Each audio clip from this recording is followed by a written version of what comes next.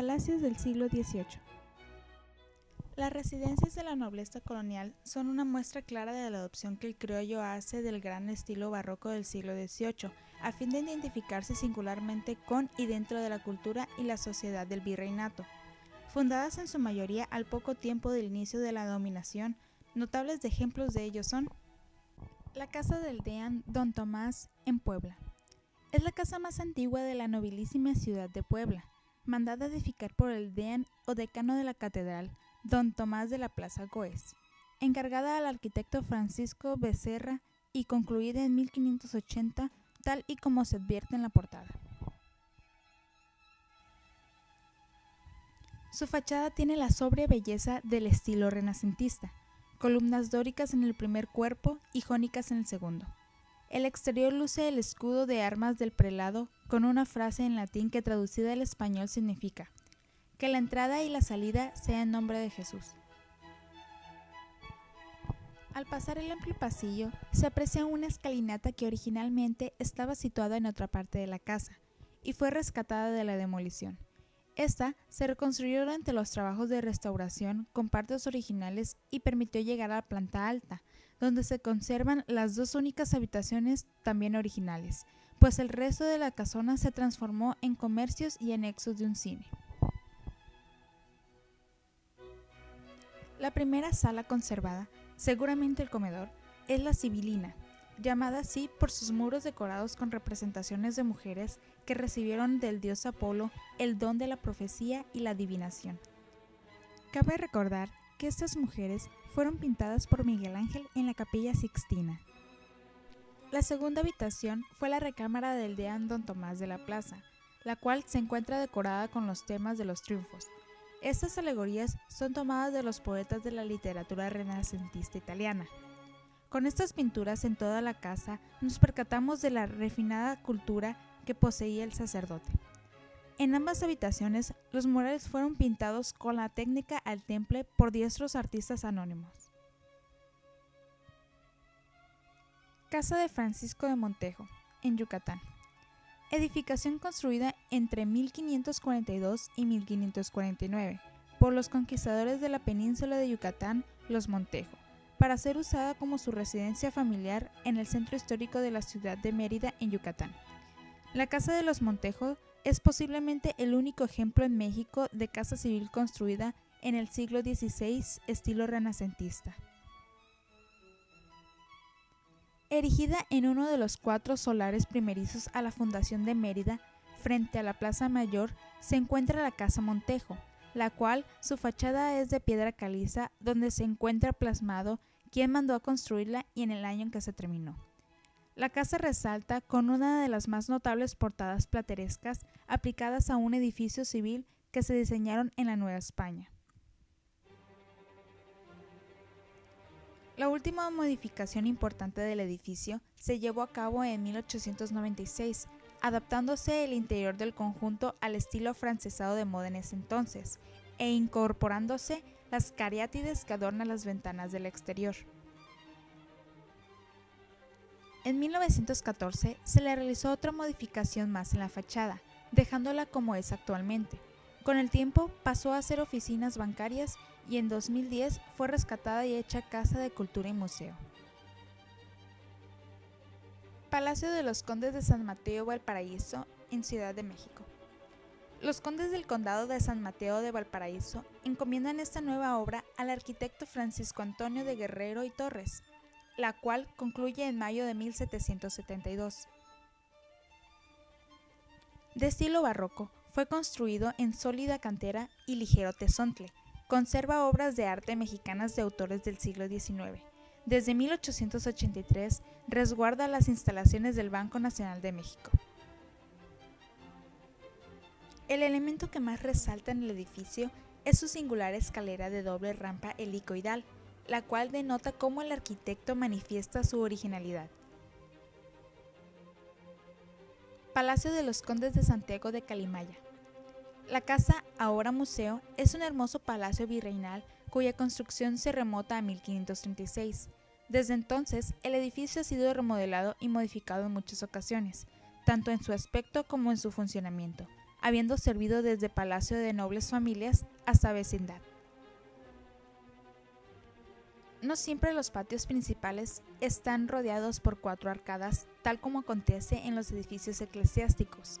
En algunos casos se presenta solo 3, estando el cuarto flanco ocupado por un muro donde se adosa la fuente, caso muy ilustrativo en esta casa, donde la fuente labrada de cantera ostenta la figura de una sirena tocando una guitarra. En el año 1960, el Departamento del Distrito Federal decreta que el inmueble se convierta en sede del Museo Oficial de la Ciudad de México. Palacio del Marqués del Jaral de Berrio. El Palacio del Marqués del Jaral de Berrio, o como es conocido actualmente, Palacio de Iturbide, es un edificio localizado en el centro histórico de la Ciudad de México, construido con una combinación de cantera y tezontle. Fue la única residencia palaciega del siglo XVIII que fue construida en 4 niveles durante el México colonial. Casa del Alfeñique. La Casa del Alfeñique es conocida con este nombre por su fachada ricamente decorada con yeserías ondulantes que parecen hechas de alfeñique, un tipo de dulce español. Cuenta con 2 fachadas muy bien distribuidas en cuanto a puertas y balcones, edificada por el encargo del maestro herrero Juan Ignacio Morales, abuelo del célebre pintor Francisco Morales. Reproduce el típico estilo del barroco poblano, utilizando una combinación de ladrillos rojos y azulejos de Talavera llamado petatillo. El interior está compuesto de 3 entablamientos que dividen los cuerpos arquitectónicos del edificio, donde la balconería de hierro forjado resalta con el blanco de las jambas, adornadas con atauriques de argamasa. Las marquesinas se parean con el balcón esquineado, con un complicado cornizamiento que remata en un florón de gablete. La consistencia de los adornos, todos hechos de mezcla y afinados por la altura, dan al conjunto un aspecto delicado. Fue en este recinto en donde en 1926 se instaló el Museo Regional de Puebla. Casa de los Condes de Cala.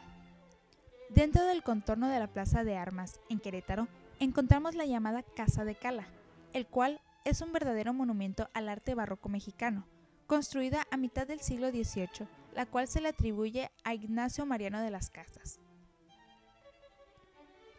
La fachada de la Casa de Cala es la más bella que puede encontrarse en la ciudad. Su portón amplio y sus arcadas bellísimas sostienen la ornamentación de la planta alta con sus balcones. Tiene un encaje que enmarca a las águilas imperiales coronado con un friso de cantera y azulejos. El remate de los balcones y del edificio es una ornamentación de plumas y flores en absoluta perfección con la herrería finamente trabajada. Casa de la Marquesa de la Villa del Villar del Águila. La Casa de la Marquesa es una mansión ubicada en el centro de la ciudad de Querétaro, perteneciente a la época del barroco mexicano. Fue construida para doña Paula Guerrero y Dávila, marquesa de la Villa del Villar del Águila, pero realmente para don Antonio Alday. Fue edificada en el siglo XVII y se concluyó en 1756. Se construyó para que la marquesa viviera ahí separada de su marido el marqués, don Juan Antonio de Urrutia y Arana, que vivía a 2 cuadras de distancia hacia el norte, por razones que han quedado en misterio. Como todas las casas de los nobles, tenía el escudo del marqués, pero fue raspado por decreto del 2 de mayo de 1826. Es una construcción típica del barroco. La casa contiene arcos en que se mezclan elementos moriscos en sus tallados, cuyos arcos son prolongados y de bello conjunto. La obra es notable por su cantería labrada, sus enrejados, los detalles moriscos, su estancia y capilla, siendo todo de una delicada y original belleza. La casa se ha restaurado varias veces, descubriendo las pinturas originales decorativas de sus muros. El patio interior es muy bello, y su arquería acusa cierta influencia del estilo mudéjar. Se observa el gran trabajo de ornamento en sus elementos. Casa del Conde de Sierra Gorda. Es otra interesante casona del siglo XVIII que se caracteriza por el estilo barroco de su fachada y por presentar en su patio principal una arcada mixtilínea con sectores rectos y otros curvos. La casa fue propiedad del capitán español José de Escandón, conde de Sierra Gorda. Se encuentra en la avenida Manuel Hidalgo, esquina con Allende. Esta joya arquitectónica fue la casa habitación del conde y su segunda esposa doña Josefa de Llera y sus hijos Manuel e Ignacio de Escandón y Llera, construido de cal y canto y buena parte de piedra de cantería, con un estilo soberbio y elegante, con 2 baluartes en las 2 encontradas esquinas y 6 cañones de 3 en cada uno, y la muralla y tapia con su pretil. La bella casona consta de 2 pisos. Su interior está dividido por salas, algunas de las cuales se utilizan en forma permanente para realizar talleres de distintas actividades. Varios de sus espacios sirven para ostentar con gran orgullo parte del legado histórico. Casa de los Azulejos. Es un palacio ubicado en el centro histórico de la Ciudad de México, construido y caracterizado por su estructura tan inmensa en las funciones que se ejercían ahí como sacrificios durante la época colonial. Es conocido por este nombre debido a su cubierta de azulejos de talavera poblana que recubren completamente la fachada exterior del edificio, haciendo de esta obra una de las más bellas joyas del arte barroco novohispano. Durante el periodo colonial fue la residencia principal de los condes del Valle de Orizaba, cuyo aspecto actual, como hasta ahora se le conoce, fue ordenado por uno de sus descendientes. Fue habitado por la familia del conde hasta recién consumada la independencia de México, incluyendo hasta los primeros comienzos del siglo XIX, cuando la propiedad es adquirida por varios personajes destacados hasta cambiar de uso residencial, que es cuando el inmueble llega a convertirse en la sede del conocido Jockey Club de México y posteriormente por un breve periodo en la Casa del Obrero Mundial. Actualmente es ocupada por una cadena conocida de restaurantes mexicanos. Se sabe que el edificio original ya existía desde el siglo XVI y que en realidad se encuentra conformado por la unión de 2 casonas, de las cuales es la que se ubicaba hacia el sur. Como se mencionó anteriormente, se sabe que la obra fue levantada en el siglo XVI y que se conforma por 2 casas unificadas por acuerdo matrimonial.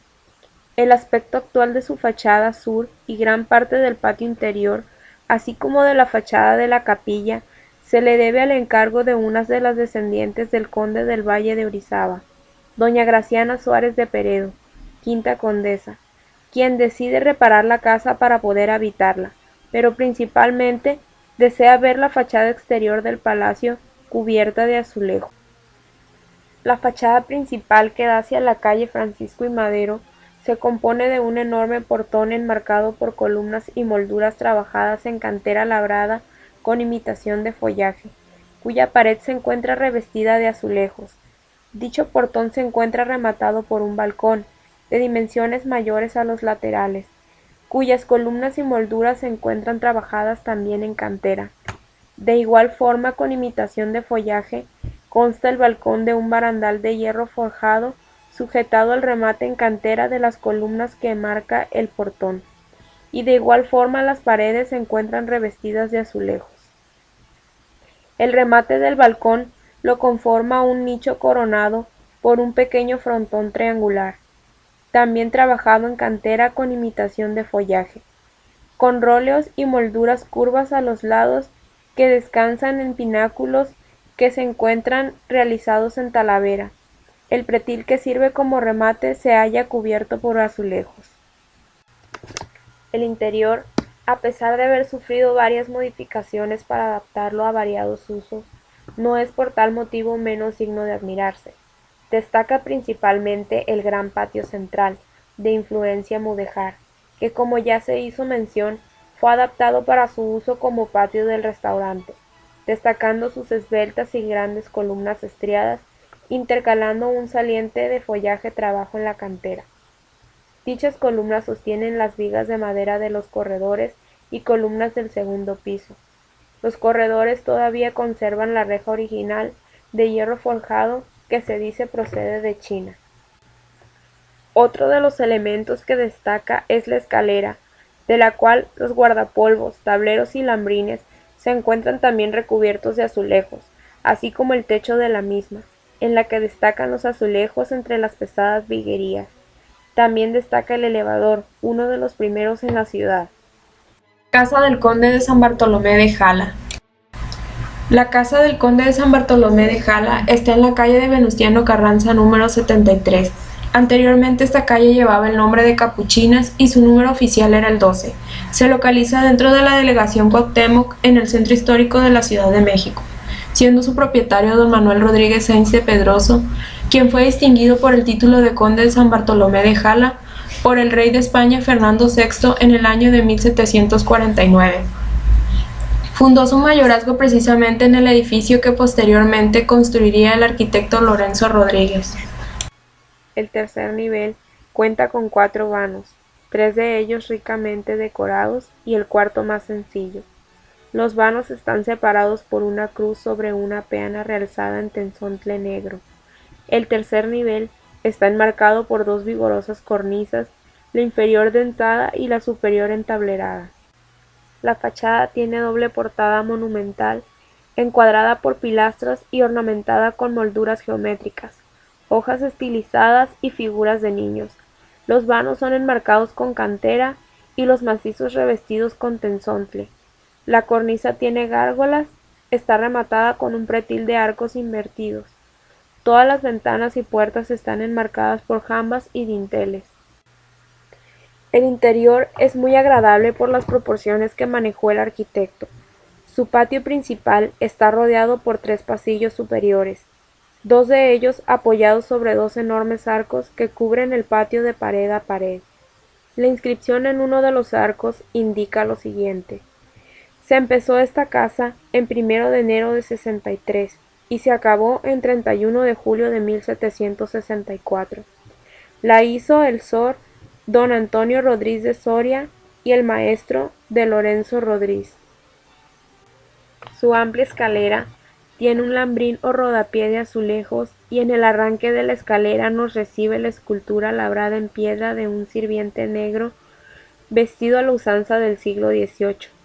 Esa escultura es un importante testimonio para la historia de México, pues nos muestra el vestido que utilizaban los sirvientes negros en las casas de los grandes señores.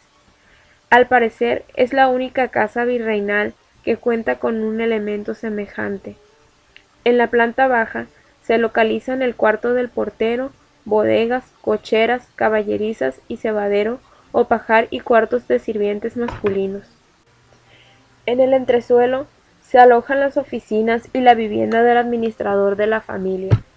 En la planta alta se ubican el salón del dosel, del estrado, la recámara principal, antesala y gabinete, al oeste recámaras y tocadores, al sur la asistencia, el oratorio o capilla doméstica y el comedor. En el segundo patio se localizan los cuartos de servicios para mujeres, cocina, repostero, letrinas y placeres. El patio posterior conserva aún una fuente de cantera adosada a uno de los muros. El Palacio de Conde de Jala es un ejemplo notable de la arquitectura palaciega que hicieron que la Ciudad de México fuera internacionalmente conocida como la ciudad de los palacios. Casas de mayorazgo de Guerrero. La estructura original fue construida en el siglo XVI, sin embargo la estructura que pertenece actualmente es la de la reconstrucción hecha a finales del siglo XVIII por el arquitecto Antonio Guerrero y Torres. La casa principal carece de algún detalle arquitectónico espectacular que la distingue de otras residencias tales como el Palacio de Iturbide, pero en efecto tiene una serie de elementos interesantes. Esta construcción cuenta con 2 pisos con un parapeto en la esquina de la propiedad. La fachada es de tezontle con ventanas, balcones, pórticos y zócalos hechos de chilula.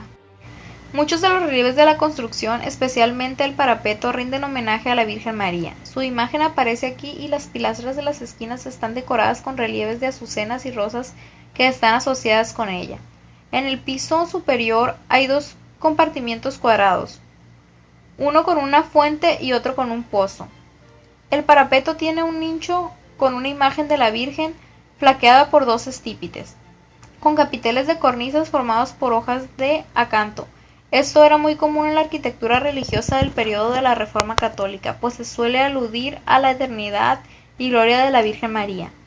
El parapeto también está decorado con un diseño de una torre de marfil y una palmera enmarcada por elaboradas molduras barrocas. Por dentro, la construcción cuenta con 2 patios con entradas independientes que dan hacia la calle, así como un pórtico que las conecta entre sí. En la escalera principal se encuentra un fresco realizado por Rufino Tamayo de 1933, el cual está dedicado a la música.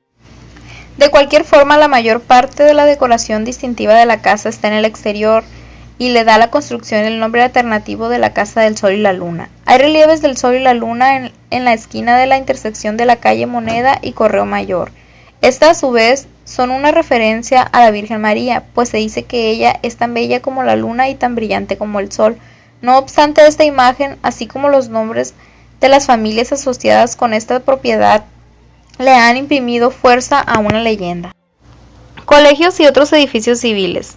Tanto los órdenes eclesiásticos como las autoridades civiles y en ocasiones los particulares mismos se dieron a la tarea desde los inicios del coloniaje de construir los edificios que atendieran a las diversas tareas sociales de la ciudad. Los ayuntamientos, aduanas, mercados, cárceles y guarniciones militares quedaron entre otros bajo la responsabilidad de la autoridad civil, quien en la mayoría de los casos siguió empleando la misma distribución centralizadora del patio claustral. Los hospitales quedaron en gran medida bajo la tutela de los órdenes hospitalarios y de patronatos fundados por iniciativas de particulares que legaban importantes fortunas para la construcción y administración de esas dependencias destinadas a la caridad pública. Los colegios, internados y seminarios fueron promovidos por las 3 instancias mencionadas, aunque una vez más fueron los órdenes religiosos los patrones más importantes y cuyas obras arquitectónicas dentro de estos géneros siguen sobresaliendo por su calidad estética dentro del panorama de la historia del arte virreinal. Entre estos edificios cabe mencionar el Real Colegio de San Ignacio de Loyola. Es una institución educativa que fue establecida a mediados del siglo XVIII. Es un edificio barroco que ocupa una manzana entera en el centro histórico de la Ciudad de México. La escuela ha mantenido la mayor parte de su misión y organización originales, y es la única institución de la época colonial que ha funcionado de manera continua en México. Fue establecida originalmente para la educación de niñas huérfanas y viudas, pero ahora es coeducacional. Las fachadas barrocas del edificio de tezontle y cantera son lo único que puede apreciarse, pues está prohibido el acceso al interior. De sus 3 portales, el principal resalta por su algarabía barroca, ya que contrasta con la sobriedad del resto de la arquitectura del edificio. Sobre sus pilastras decoradas con caracoles y geometrías que revelan el neoclásico que aplicó el arquitecto Lorenzo Rodríguez en 1771, hay 3 nichos que abrigan las esculturas de San Ignacio de Loyola, San Luis de Gonzaga y Estanislao de Kostka. Los otros 2 portadas poseen el escudo de armas de la Ciudad de México más una imagen de Santa Rosa de Lima en el primero y una de la Virgen de Aránzazu en el segundo. 2 hileras de ventanas con herrería recorren el edificio. Este se expande a lo largo con cantera que enmarca las formas ortogonales y rectangulares. El enorme edificio tiene 11 patios interiores que conservan sus pisos originales, más una capilla churrigueresca que era particular, con retablos cubiertos de hojas de oro, con labrados y lienzos de primera calidad, a los que se suman una puerta interior labrada por José Joaquín Salvago con la Virgen de Guadalupe, además de las barandillas originales. Colegio de San Ildefonso. El antiguo Colegio de San Ildefonso es una de las edificaciones coloniales más importantes del centro histórico de la Ciudad de México. Está ubicado en la calle de Justo Sierra entre República de Argentina y El Carmen. La construcción de conjunto inició con el Colegio Chico que ocupa la dirección de actividades cinematográficas de la UNAM, cuya portada presenta en el nicho central la imagen de la Virgen del Rosario. Su frente y construcción principal se remonta a una arquitectura civil del siglo XVIII. Sobre la fachada de tezontle, las puertas y ventanas de cantera, enmarcadas con columnas, puntales y dinteles, hablan de un estilo barroco que se complementa con la elegancia, sobriedad de los patios circundados por arcos de medio punto. El conjunto arquitectónico tiene 3 niveles y se compone de 2 áreas, la perteneciente al periodo barroco con 3 patios, en una construcción de mampostería con arcadas sobre pilastras y fachadas recubiertas con tesontle, marcos y cornisas de cantera, y la edificación al sur de la anterior entre 1907 y 1931 con 2 pequeños patios que incluyen el anfiteatro Simón Bolívar y el área de oficinas. Su fachada se inspira en la del siglo XVIII, su interior en cambio manifiesta su pertenencia a una época nueva.